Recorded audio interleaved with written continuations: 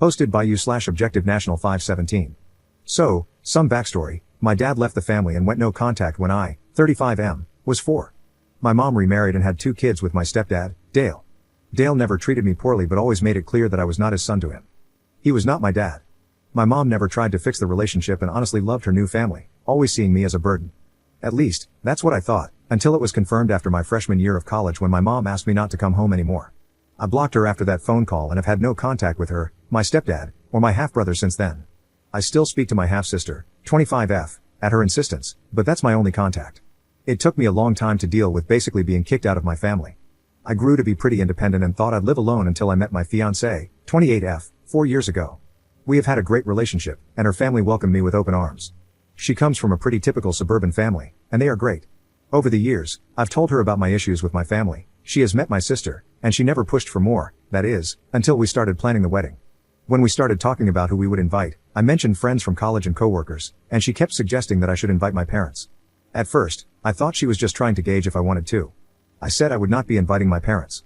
She said okay, but then brought it up again the next day. I calmly explained how much they hurt me, how growing up feeling unwanted and then having it confirmed at 19 really stunted my mental health. I explained that over the years, I have realized it's their problem, and if they ever want to solve it, they can initiate contact. I am in contact with my sister, and it is clear they are happy pretending I don't exist. It sucks, but it's their problem that they have thrust onto me. I can't be the one to solve it. I thought it had ended, but she brought it up 2 more times.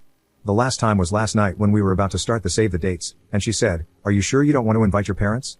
I feel like I might just invite them on my side, I snapped. I told her we should probably just throw the invitations away because if you can't respect what I've been through, then I don't want to marry you. I then went to our bedroom and fumed for a while. She came in to try to talk to me, and I walked out, grabbed my keys, and left.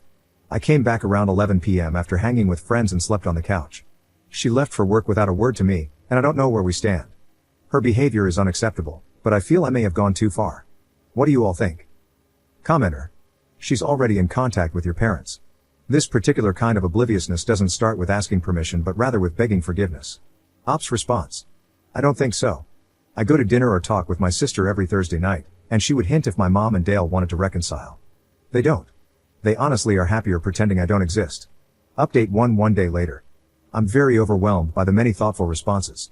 Thank you to everyone who took the time to respond. I thought I would give an update. My fiancé normally gets home around 5:30 p.m., so after I was done working, I worked from home. I waited for her to show up. I got very worried when it was 6, and she still wasn't home, but around 6:15, she showed up with my sister, which was a big surprise. While my sister and I connect every Thursday, we live 45 minutes away from each other, so her popping by is not normal. Both of them looked very anxious, so I was very confused. I asked them what was going on, and my sister just burst into tears, saying she's sorry.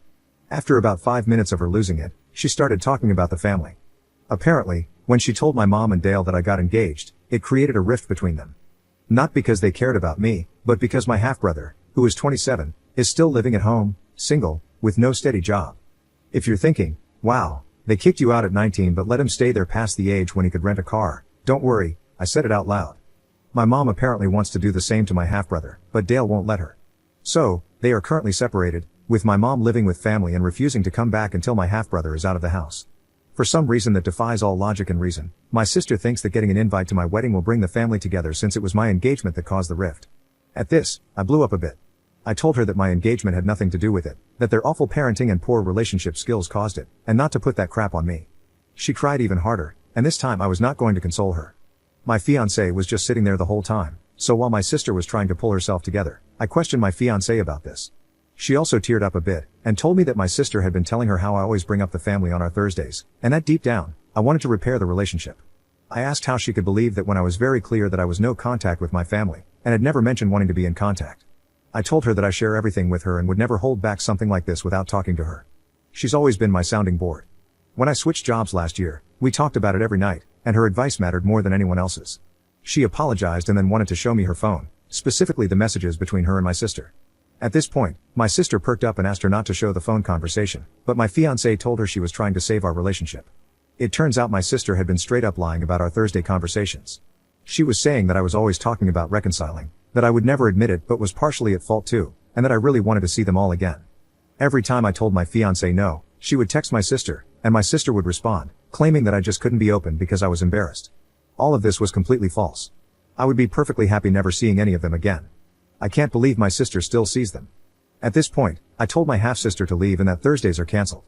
My sister put up a bit of a fight, but I ignored her until she left. She kept saying sorry over and over again, but honestly, I'm done with her.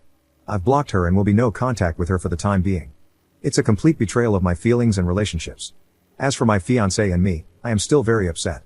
She went behind my back with my sister, never asked me about it, let my sister manipulate her, and honestly hurt me. I told her I love her, but my trust is broken. We've agreed to go to couples therapy and see if we can repair the relationship. I hope we can, but right now, it's a toss-up for me. She's got a lot of work to do. Update 28 days later. A lot has happened, so I'm just going to try and spill it out in order. After my sister left, I told my fiancé that I loved her but didn't trust her at the moment. I felt like she took my sister's side instead of mine. So, I continued to sleep on the couch for a couple of nights. She was walking on eggshells around me, and I hated it, but I just wasn't ready to forgive her.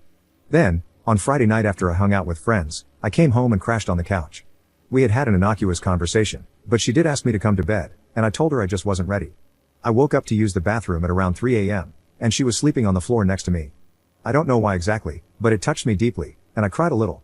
It meant so much to know that she wanted to be near me, even when I was being unloving. It really turned the tide for me. I woke up a few hours later, and she was making me breakfast, a surprise since Saturday is usually my big breakfast making day. We sat down to eat, and while she was still keeping the conversation light, treading on eggshells, I decided to share a story from my childhood. I told her how Dale used to make breakfast for the family but never included me. I was older, so I slept in, and when I got up, there was rarely any breakfast left. If there was, it was in the fridge, and no one would eat with me. I explained how much our Saturday brunches mean to me and that I hadn't really ever talked about it, which wasn't fair to her. She looked at me with tears in her eyes and apologized again, but I told her I didn't need it. I told her I forgave her, and while I still want to do couples therapy because I think it'll help me express my family issues with her in a healthy way, I'm ready to send out the save the dates. I then asked her to massage my back because the couch was a nightmare to sleep on, and she knew I was serious. I don't love people touching me, except my fiancé, and I had really not allowed it since the original incident. I know most of you did not want me to forgive my fiancé, but I love her, and she loves me. She made a huge mistake, but she's never experienced anything like what I went through, and she showed remorse.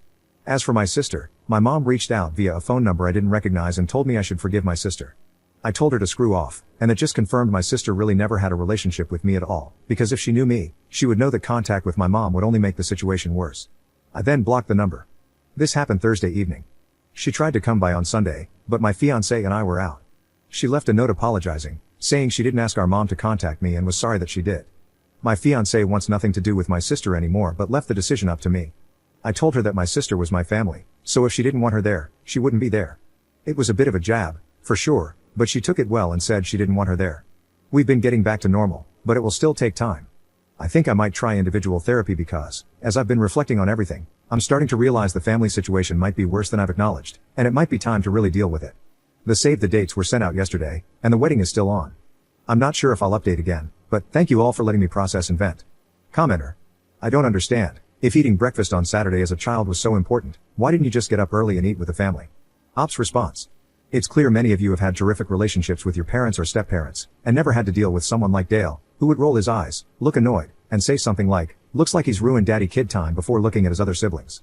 I'm happy you didn't have to deal with that, but I'm tired of having to explain and reopen painful memories for your public entertainment when I came here for advice and to vent, not to entertain. This was an update as a thank you. I kind of wish I hadn't done it. I definitely won't update again.